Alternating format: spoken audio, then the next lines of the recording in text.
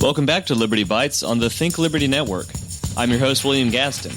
You can follow me personally on Twitter at William_Gadsden and follow Think Liberty on Facebook, Twitter, or whatever your favorite social media outlet is. You can also follow me on Facebook at William Gadsden Political Commentator. Give us a follow and a like for updates on new episodes and more. We also have a Patreon now, so if you'd like to support our work, check it out at patreon.com/ThinkLibertyPatrons. All right, so for this first episode, we're going to go over the first major Supreme Court case in U.S. history, and one that laid the groundwork for the responsibilities and powers associated with the Supreme Court itself. I'm talking, of course, about Marbury versus Madison in 1803. Now, the background of this case is a bit complicated, but it's just as interesting, if not more so, than the case itself. So this case is buried in the most public clash between two of the most famous founding fathers, the second and third presidents of the United States, the Federalist John Adams and the Anti-Federalist Thomas Jefferson. Now, to review, among the founding fathers, the framers, and many other early American politicians were two primary political philosophies that were at complete odds with one another, splitting many into two different camps. On the one hand, the Federalists believed in a strong, centralized government, while the Anti-Federalists strongly opposed centralized authority, arguing instead for distinct separation of powers within the federal government, as well as strengthening the authority of the states themselves, rather than giving that power to the federal government. Now you have to understand, these differences in philosophy manifested themselves in some very ugly ways. This wasn't just a friendly disagreement between different politicians. There were shouting matches in early congressional meetings, it turned friends into enemies, it even sparked a few duels. So keep that in mind as we go forward in this case. Anyway, so John Adams is finishing his presidency and must hand power over to Jefferson, his philosophical adversary. Not only that, but the majorities that the Federalists had enjoyed in both chambers of Congress had also been lost in the elections of that year. Having lost the legislature and the executive branch, the Federalists moved to maintain a strong hand in the judicial branch. In a move that is strategic but nevertheless comes off as petty, Adams uses the courts across the Adams uses the last days of his presidency to make 200 personal appointments in different levels of the courts across the fledgling country. Having a little trouble today.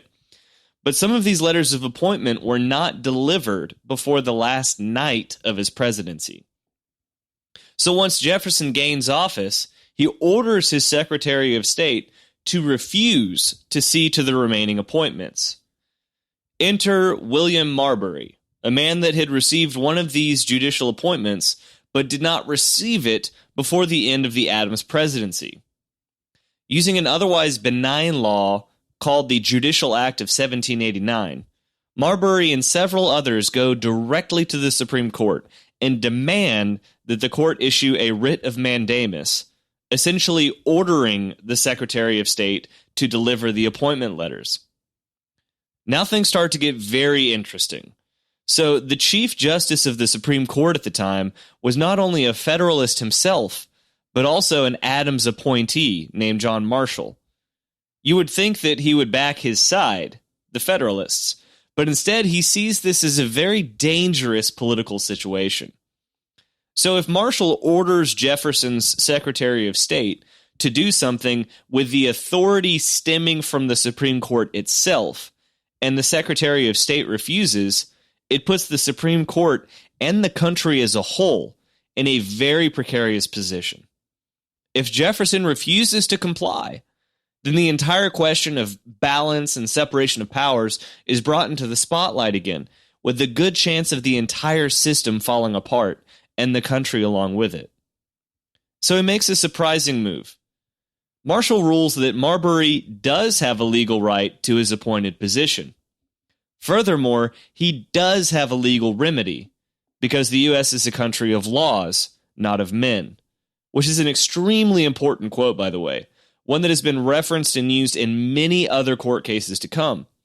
This reinforces the idea that the U.S. was created as a kind of country, a new kind of country with a new system of governance, that all men must adhere to the law equally, rather than some being held above the law while others aren't, such as in an aristocracy or a monarchy.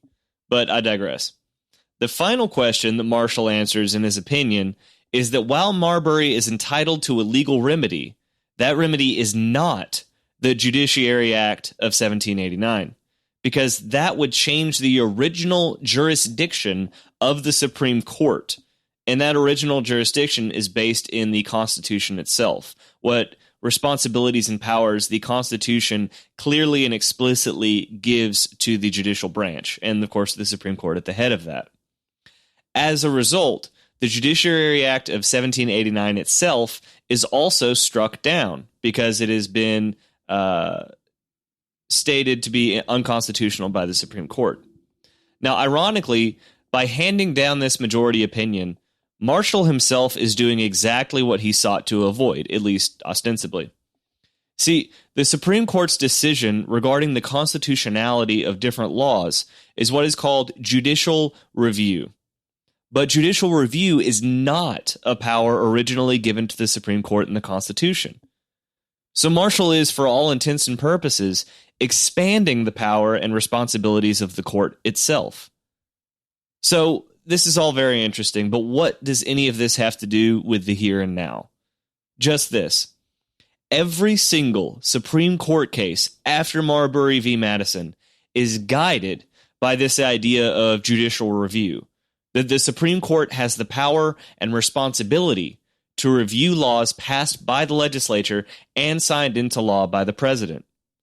In fact, most major Supreme Court cases after this one deal directly with the constitutionality of certain laws that are being legally challenged, which is, again, something that was not explicitly allowed in the Constitution. While the ability of the Supreme Court to wield judicial review is certainly a double-edged sword, it is in many ways simply expanded another branch of the federal government.